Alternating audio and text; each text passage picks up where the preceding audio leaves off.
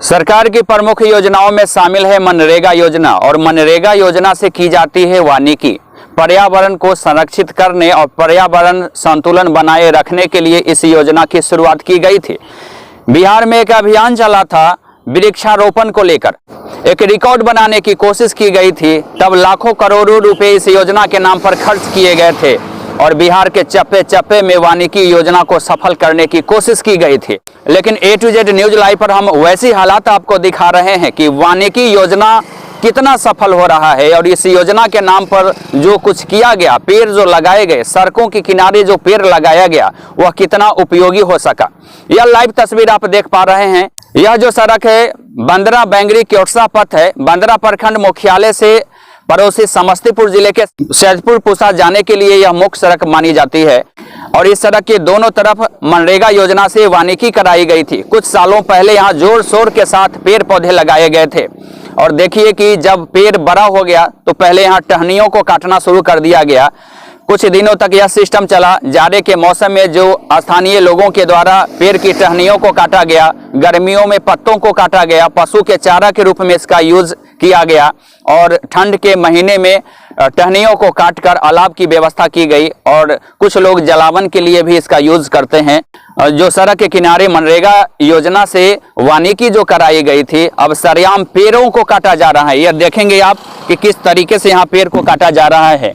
और लोग बताते हैं कि पहले पेड़ को काटा जाता है, उसको गिराया जाता है और कुछ दिनों में स्थानीय लोगों के द्वारा उसको बेच दिया जाता है या उसको घर ले जाकर जलावन के रूप में यूज किया जाता है। कुछ लोग इसके लकड़ियों का भी प्रयोग करना शुरू कर दिए हैं।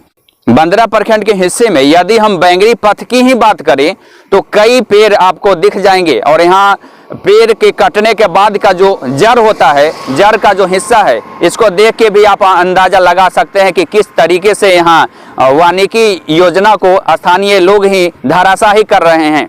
पहले योजना के नाम पर पेड़ लगाया गया, पेड़ जब बड़ा हो गया तो सरकार को इसकी खबर नहीं, बंदरा अंचल के अधिकारियों को फुर्सत नहीं, स्थानीय राजस्व कर्मचारियों को कभी इल्म नहीं हुआ, कभी इस बात की फिक्र नहीं हुई कि सरकारी पेड़ कहां और कैसे लगे हुए हैं, किस हालात में हैं और उसका क्या कुछ किया जा सकता है। सरकार का जो गाइडलाइन है उसका अनुपालन कैसे हो, उसको अनुपालन कराने की फुर्सत नहीं है। लेकिन स्थानीय ग्रामीण अब कानून को भी हाथ में लेने लगे हैं।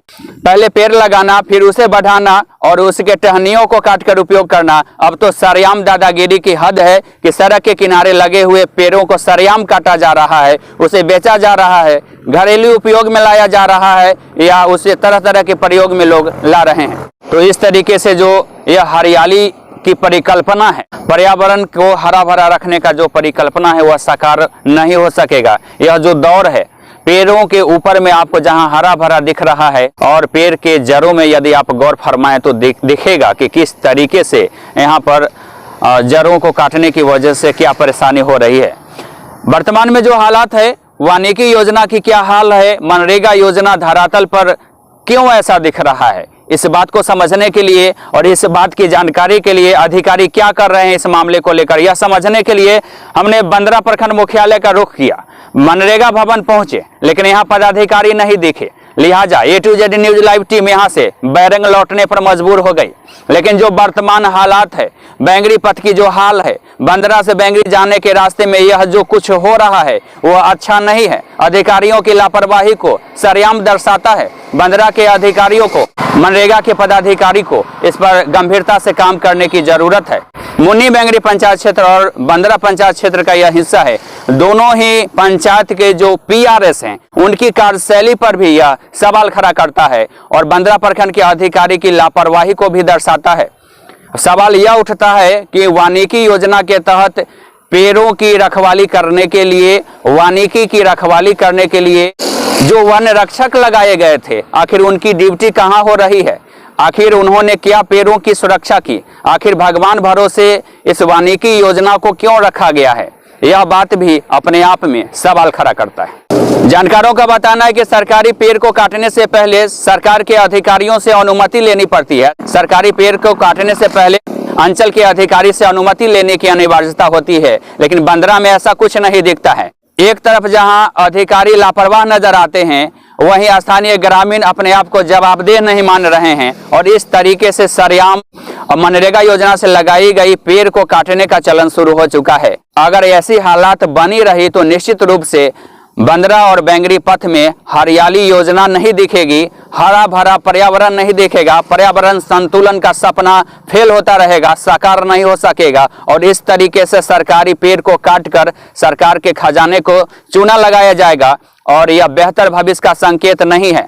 आपको बता दें कि पिछले दिनों ही कोरोना का विकराल रूप सामने आया था और ऑक्सीजन के लिए त्राहिमाम मची हुई थी। इस दौरान पेड़ लगाने पर जानकारों ने जोर दिया, लेकिन यह हालात देखिए कि किस तरीके से कोरोना का खौफ अभी कमा नहीं है और फिर से कोरोना के नए वेव के प्रकोप होने की आशंका लगाई जा रही है। और ऐसे में सरेआम सरकार के द्वारा लगाई गई मनरेगा योजना से की गई वानिकी को सरेआम स्थानीय लोग नष्ट करने में लगे हुए हैं। निजी स्वार्थ और निजी मतलब से पेड़ों को काटा जाने लगा है और ऐसे में अधिकारियों की लापरवाही भी दिखती है और स्थानीय लोगों में जागरूकता का अभाव भी दिखता है।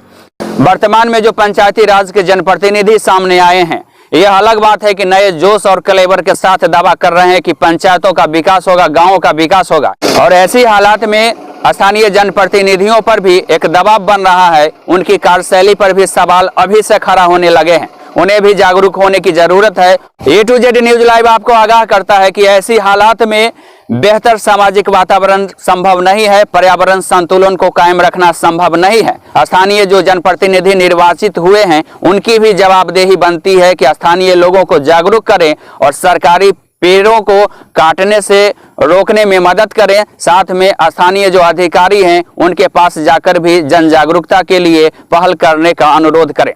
दीपक Kumar Tiwari, A to Z news live, Bandra, Muzaffarpur, Bihar.